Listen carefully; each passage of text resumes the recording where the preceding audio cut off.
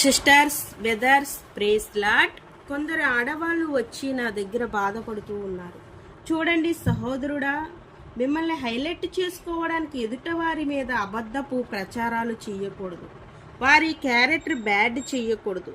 నేనే ఈ దేశానికి అందగాడిని, నా అందం మకరందం, నా అంత సుందరాంగుడు ఎవరూ లేరు, జిల్లాలో ఈ లోకంలో నేనే అందగాడిని, నాకు అందరూ లవ్ లెటర్స్ రాస్తారు, నా వెంట పడిపోతారు, నాకు ప్రపోజ్ చేస్తారు అని డప్పు కొట్టుకోవడం, ఆడవాళ్ళ మీద అబద్ధపు ప్రచారాలు చేయడం ఆపు సహోదరుడా. అలా చేయడం వల్ల ఏమవుతుంది? అందరి మీద అబద్ధపు ప్రచారాలు చేసి గొయ్యి తీయటం అనుకుంటావు, కానీ ఆ గోతులో నువ్వే పడిపోయావు కూడా. నేను పతివ్రతను, నేను పతివ్రతను అని అందరూ క్యారెక్టర్ బ్యాడ్ అని అబద్ధపు ప్రచారాలు ఆపు సహోదరుడా. ఇంట్లో బిర్యానీ చేస్తే స్మెల్ ఊరి చివరికి వస్తుంది, అలాగే ఎవరు ఏంటి అనేది లోకానికి తెలుసు. నువ్వు ప్రచారం చేస్తే అయిపోయిద్దా? అందరూ వచ్చి నా మీద పడిపోతారు, నాకు ప్రపోజ్ చేస్తారు, నేను ఈ జిల్లాకి అందగాడిని, నా అందం మకరందం చెప్పడమే నీ లైఫ్ లాంగ్ అబద్ధపు ప్రచారమే సరిపోతుంది. నీ లైఫ్ ఇంకా ఇంతే. కానీ ఈ దేశంలో నీకన్నా మించిన అందగాళ్ళు, నీకన్నా తోపులు చాలామంది ఉన్నారు. నువ్వు అంత ఆవేశపడవలసిన అవసరము లేదు, అంత ఫీల్ అవ్వాల్సిన అవసరము లేదు. రాకడ దగ్గరగా ఉంది. దేవుని కోసం వాడబడాలి. ఎప్పుడు చనిపోతామో తెలియదు. బ్రతికిన ఈ కొద్ది కాలము దేవుడి కోసం వాడబడాలి. ఇదిగో చూడు బెదర్, సహోదరుడా, జాగ్రత్తగా విను.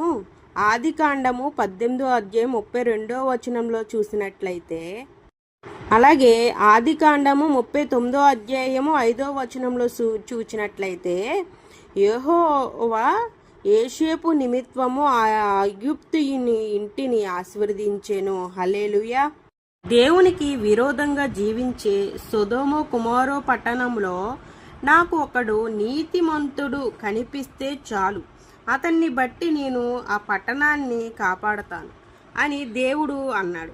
మనం చూస్తే నీతిగా దేవుడు మార్గంలో నడుస్తూ ఉన్నప్పుడు మనల్ని బట్టి పట్టణములు రక్షించబడతాయి, మనల్ని బట్టి దేశాలు రక్షించబడతాయి, మనల్ని బట్టి శాంతి సమాధానం కలుగుతుంది. యోసేపు ఎప్పుడు అయితే ఆ ఐగుప్తు ఇంట అడుగు పెట్టాడో, యోసేపు నిమిత్తము దేవుడు ఆ ఐగుప్తు ఇంటిని ఆశీర్వదించాడు. యోసేపు ఎప్పుడు అయితే అడుగు పెట్టాడో, తాను అడుగు పెట్టుతూ ఉన్న ప్రతి చోట దేవుడు ఆశీర్వాదాలు ఇచ్చాడు. వాళ్ళు ఎలాంటి మనుషులను చూడలేదు, కానీ యోసేపు నిమిత్తము దేవుడు కుటుంబాలను ఆశీర్వదించాడు. మనల్ని ఎక్కడ అడుగు పెడితే అక్కడ శాంతి నెలకొంటుంది. మనము ఎక్కడ అడుగు పెడితే అక్కడ శాంతి నెలకొంటుంది. ఎక్కడ అడుగు పెడితే అక్కడ బంధకాలు తొలగిపోతాయి, అక్కడ సమాధానం నెలకొంటుంది, అక్కడ కృప కలుగుతుంది. Because that is power of devotion. భక్తి కలిగిన జీవితానికి ఉంటే గొప్ప శక్తి. అందుకే మనం ఎప్పుడు కూడా నామకార్థంగా జీవించకూడదు. ఏదో గుర్తొచ్చినప్పుడు భక్తి చేస్తే మనకు ఎటువంటి ఉపయోగం ఉండదు.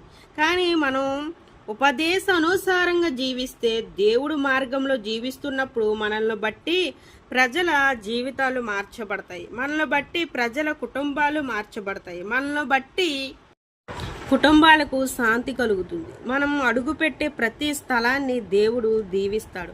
మనం అడుగు పెడుతున్న ప్రతి స్థలంలో దేవుడు శాంతిని అనుగ్రహిస్తాడు, ప్రతి సమస్యలు తొలగిస్తాడు. అందుకే మనం అందరం దేవుని మార్గంలో నడిచే వ్యక్తులుగా మనం ఉండాలి.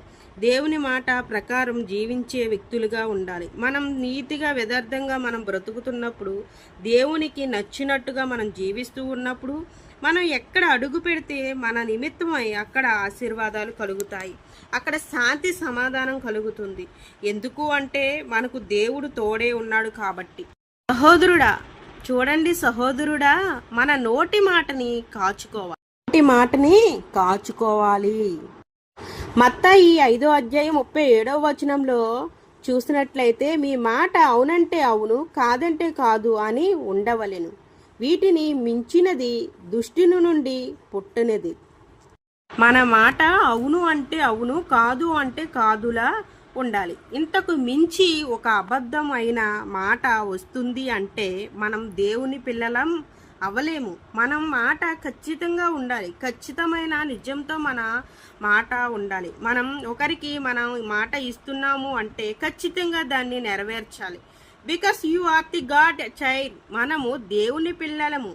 ఆయన యథార్థవంతుడు, ఆయన న్యాయవంతుడు. కాబట్టి మనం అలాగే జీవించాలి. లోకంలో దేవుని మాటను నెరవేర్చాలి. ఆయన చెప్పినట్టు మనం జీవించాలి. అలా జీవించేవారు అంటేనే దేవునికి ఇష్టం. ఒకవేళ మాట తప్పి